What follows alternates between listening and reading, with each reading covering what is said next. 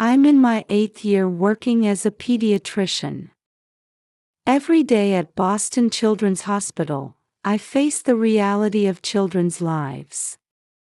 When walking through the hospital, I always wear a simple J.Crew dress under my white coat, aiming for a modest yet clean appearance. Dr. Wilson, another wonderful surgery today. Whenever colleagues greet me this way, I feel a bit embarrassed. After all, my daily life as a Wilson family wife is far from glamorous. Working at a Harvard Medical School affiliated hospital is a source of pride for me, but it holds no value in my mother-in-law's eyes. How dare a woman of such low breeding marry my son? Margaret, my mother-in-law, would never say such words in public. She's known as a philanthropist and a devout Christian, a pillar of Trinity Church in Weston and a well-known figure in Boston high society. Sitting in the front row at Sunday services with her luxurious Cartier cross necklace gleaming at her chest, she embodies the ideal upper-class lady. But her public face and private face are like two different people. Our family lives in an upscale neighborhood in Weston. The 12,000 square foot mansion is nothing like the middle-class home I grew up in. This season, the vast garden designed by professional landscape architects is beautifully adorned with blooming lilacs and hydrangeas. Inside, antique furniture fills the rooms, with a massive Italian chandelier hanging overhead, something that still makes me feel uncomfortable. My husband Michael serves as an executive at a Silicon Valley startup. With his Harvard MBA, he's been recognized for his business acumen and has quickly climbed the corporate ladder. Tall and well-built, wearing his Brooks Brothers suit, he looks every bit the executive of a first-class company. Jennifer, meeting you was the greatest treasure of my life. That's what my kind husband tells me. The Tiffany wedding ring shining on the ring finger of my left hand is proof of that love. But in front of his mother, he becomes like a different person, unusually quiet. Our 6-year-old son Ethan is a first grader at a private elementary school. Dressed in his Brooks Brothers children uniform, he has a bright and honest personality that makes him popular with other children. I feel happiness as a mother every day watching him enjoy breakfast made with organic ingredients purchased from Whole Foods. Lately, though, he's begun to appear strangely tense in front of his grandmother. "Mom, going to Grandma's house is..." I should have been more sensitive to my son's words. As a pediatrician, I should have noticed even the slightest change in a child. Now, I'm filled with regret. My parents are concerned about this situation. My father Robert is known as one of the most influential lawyers in the state, and my mother Catherine is involved in charitable work as an important member of the church. Both of them had apparently sensed the difference between Margaret's public and private faces. They hadn't missed the subtle changes in her attitude at country club dinners and charity events. "Jennifer, I'll always support you and your son," my mother told me, gently holding my hand during lunch at the Capitol Grill. Everything began to change one Monday in late May. Michael left for a business trip to Silicon Valley, and because of a medical conference the next day, I had to leave Ethan with my mother-in-law. "Don't worry, I'll take care of Ethan," said Margaret with an elegant smile, and I had no reason to doubt her. In the soft early summer sunlight coming through the window, Margaret, dressed in a top-of-the-line Oscar de la Renta dress, looked almost saintly. It was a peaceful afternoon with a gentle breeze carrying the scent of lilacs from the garden. After my 36-hour shift, I walked wearily toward the Wilson family mansion. The May sunshine was bright, and as I passed through the garden with the sweet scent of hydrangeas in the air, I sensed something was wrong. I couldn't hear Ethan's energetic voice, the gardener working, or the maid moving about, all sounds I would normally hear. I took off my flat shoes and stepped into the mansion. Beyond the heavy entrance door stretched the usual elegant space, Italian marble floors, French antique furniture, and light from the chandelier pouring down from the ceiling. But this silence was clearly unusual. "Ethan, Mommy's home." My voice echoed hollowly. No response. This is strange, it's never this quiet. My instinct as a pediatrician told me something seriously wrong had happened. My heart beat faster, and my palms began to sweat. The living room was empty. I only noticed an expensive porcelain teacup left half full on the table. Next to it lay Margaret's Hermès scarf, carelessly placed. "Ethan, where are you?" I ran up the marble staircase to the second floor. The master bedroom, Ethan's room, the study, there was no sign of anyone. Even the toys that would normally be scattered across the white carpet were nowhere to be seen. Then I heard it, a faint sobbing sound that froze me to the core. I listened carefully for the direction of the sound, which seemed to be coming from the backyard. Opening the large French doors, I stepped into the well-maintained garden. The spring sunlight was still bright and the scent of roses hung in the air, yet somehow there was an ominous feeling. And then I stood frozen in front of the doghouse in the corner of the backyard. His Brooks Brothers children uniform was dirty with mud and torn in places. Dog food was scattered around. And inside that small doghouse, my son was trembling. "Ethan, what happened?" I rushed over to embrace him, but for the first time, Ethan pulled away from my arms. "Mom." His small lips were pale and trembling. His eyes were swollen with tears. "Grandma said, I'm not family." His thin finger pointed to his own arm, where marks from being tied with rope remained. Though I was used to seeing such scars as a doctor, seeing them on my own son's body made me nauseous. She said, "Live outside, like a dog." Ethan's voice was broken. At his feet was a worn dog bowl. It undeniably contained dog food. I wanted water, but Grandma turned off the faucet. Something snapped inside my head. Back in the mansion, Margaret was elegantly drinking tea in the living room. Dressed in a Carolina Herrera dress, sitting straight with her expensive baccarat teacup, she looked like a queen.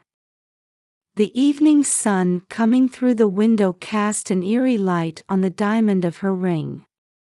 "Welcome back. I prepared a suitable home for your son." Her voice even had a proud ring to it. With a trembling voice, I asked her, "Why would you do such a terrible thing?" Margaret slowly set down her teacup and put on a perfect smile. Her gesture was like when she solicited donations at a church charity event. Lower-class family members deserve appropriate treatment. Don't make me laugh by suggesting that a child of your... She looked me up and down, appraising my J. Crew dress. Cheap bloodline could be the heir to the Wilson family. When we arrived at the Thompson family mansion where my parents lived, stars were already twinkling in the night sky. In the study of this imposing colonial-style mansion befitting a generations-old distinguished family, my father Robert was looking at photographs with a trembling hand. This is clear child abuse. The voice of my father, the most influential lawyer in the state, was unusually shaky. My mother Catherine was embracing Ethan and crying. Her high-end silk blouse was wet with tears, but she didn't seem to care. "First, let's secure the evidence," my father said, regaining his composure as a lawyer and taking action. "I have photos and videos I took," I said, offering my phone. The doghouse, scattered dog food, the marks on Ethan's arms, I had meticulously recorded everything. "We also need a diagnosis from the emergency medical team," my father continued, taking notes. "Jennifer, as a physician, please record your son's condition in detail." My mother had already started making phone calls. Her connections as a pillar of Trinity Church in Weston extended to every corner of Boston high society. "About tomorrow's annual charity breakfast." My mother's voice lacked its usual softness. "I'll need to make some changes to the plans." After finishing treating Ethan's wounds, I sat down at my computer. Maintaining my composure as a doctor, I created a medical report for my son. Skin abrasions, mild dehydration, psychological trauma. Seeing these medical terms dancing across the screen almost brought tears to my eyes again. Just then, the butler announced a visitor. "Mr. James from Massachusetts Child Protective Services is here." A veteran staff member of the Child Protection Bureau and an old friend of my father had already begun to take action. Despite his mild appearance, there was a sharp light in his eyes. "This is clearly an emergency case. We'll begin investigation immediately." However, my father shook his head slightly. "We'll proceed with legal measures carefully. But for someone like Margaret, that alone is not enough." My mother continued quietly.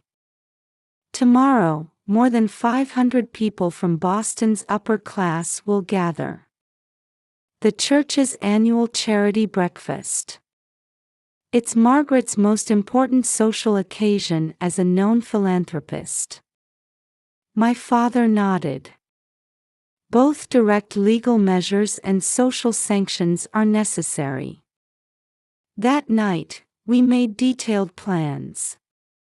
Press materials for major local media. Plans for spreading information on social media. And a presentation of the decisive photographic evidence. Late at night, as specialized IT technicians finalized the presentation materials, my mother's phone kept ringing. Her voice gradually spread to influential women throughout Boston. "Everything is ready." Before dawn, when my father announced this, we already had a perfect plan. At 8 a.m., the hall of Trinity Church in Weston was filled with the glamorous members of Boston high society. Oscar de la Renta, Carolina Herrera, Chanel, women dressed in the finest dresses. Men in the latest Brooks Brothers suits. And Margaret, making her entrance as elegantly as always. Her expression still showed no shadow of concern. "Now, let us begin this year's charity event." My mother's voice resonated throughout the venue as she stood on the podium. Suddenly, shocking images appeared on the screen: Ethan trembling in front of the doghouse. Scattered dog food. The marks on his arms. And the decisive photograph capturing Margaret's cruel smile. The venue froze. "These are the events my grandson experienced yesterday." My mother's voice was cold as ice and sharp as a blade. "This is the true face of Margaret Wilson, known as a philanthropist." Shocked voices rose from the audience. Mobile phone cameras were pointed at the screen one after another. Posts to social media could no longer be stopped. The murmurs quickly turned to voices of condemnation. At that moment, the venue doors burst open and local major media rushed in. They were press members meticulously prepared in advance. Camera flashes illuminated Margaret's pale face. Margaret's perfect makeup began to crumble. On the 47th floor of a high-rise building in Silicon Valley, Michael Wilson was in the middle of a presentation for a billion-dollar M&A deal. Dressed in a top-of-the-line Brooks Brothers suit and checking the time on his Apple Watch, he was methodically advancing through his slides. "And our company's strategic advantage in this deal is..." At that moment, his iPhone 15 Pro in his pocket began to vibrate intensely.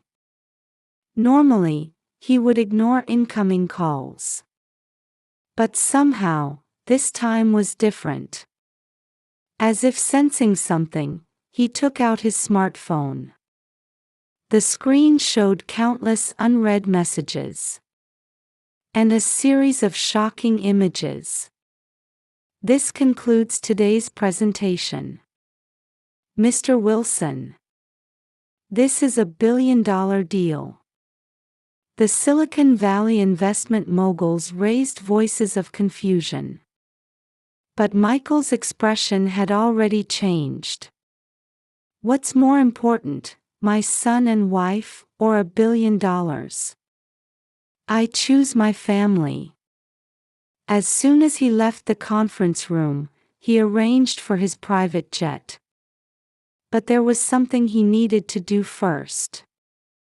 On the other end of the phone, Margaret was trying to make excuses in a flustered manner. "That's enough," he said. That night, important figures gathered in the reception room of the Thompson family home. "I propose a complete revocation of the property division," said the Wilson family legal advisor. "All previous charitable activities and social contributions should also be nullified." "No objection," Michael's voice held unprecedented strength. Outside the window, the Boston skyline quietly glowed in the night. A maid carried Dom Perignon champagne between the heavy furniture of the reception room. However, no one was in the mood for a toast. "We need to start a new life," Michael said, slowly taking Jennifer's hand. There was still a slight tremor in her hand. "Ethan's psychological counseling will also begin," announced the Thompson family's private physician. "The best specialists at Boston Children's Hospital have already formed a team." The next day, at the pediatric ward of Boston Children's Hospital. "Jennifer, I'm truly sorry," Michael's voice trembled. His eyes clearly showed regret. This deep emotional turmoil was unimaginable from his composed appearance in the high-rise conference room. "It's my responsibility for not seeing my mother's true nature. For the first time in my life, I feel like I've made a decision based on my own will." "It's all right, Michael," Jennifer answered quietly. "We still have a lot to do." In the hospital bed, Ethan was sleeping. His expression was peaceful for the first time in days. PTSD treatment takes time, the attending physician explained. But with the love of family, he will surely recover. Listening to those words, Michael strengthened his resolve. First, to sell the Weston mansion. It was a decision to let go of the 12,000 square foot building and all the memories there. Let's choose a new home together, the three of us. Next, to relocate his work base to Boston. The billion-dollar deal in Silicon Valley was already a thing of the past. I want to value time with my family. What else do I need? And finally, to establish a new foundation for child abuse prevention. I want to turn our sad experience into hope for someone else. Jennifer deeply nodded at her husband's determination. As a physician, as a mother, and as a human being, she too had things she could do.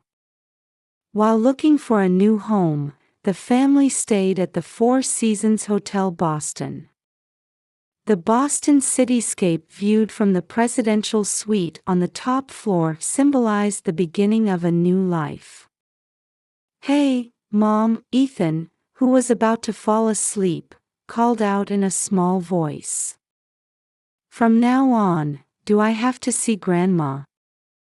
Jennifer momentarily lost words at that question. But she soon smiled gently. "No, it's all right now. From now on, we're starting a new life for the three of us. With Dad too." "Yes, of course." Michael silently watched the two. In that moment, he truly understood from the bottom of his heart what the most valuable investment in his life was. Outside the window, the Boston night view sparkled. That light seemed to illuminate their new future. And Margaret's downfall had only just begun. But that's another story.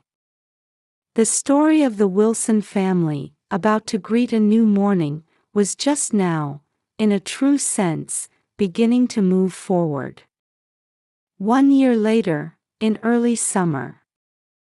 The sound of bells for Sunday service at Trinity Church in Weston vibrated through the quiet morning air. Margaret Wilson was not there. The 12,000 square foot mansion that once stood out even in Weston's upscale residential area had already passed to new owners. The Cartier cross necklace that was once the symbol of a philanthropist was sold at auction, and ironically, the proceeds were donated to a child abuse prevention fund. Margaret now lives alone in a small apartment far from Boston. She has lost everything: her Oscar de la Renta and Carolina Herrera dresses, her luxury antique furniture, and most importantly, her social status. Margaret Wilson. Oh, that child abuse case. Her former friends now grimace just hearing her name. All her weekly church activities, charity events, and country club memberships have been revoked. Her phone never rings anymore. Meanwhile, the Wilson family's new life had quietly begun in the Brook Hill area of Boston.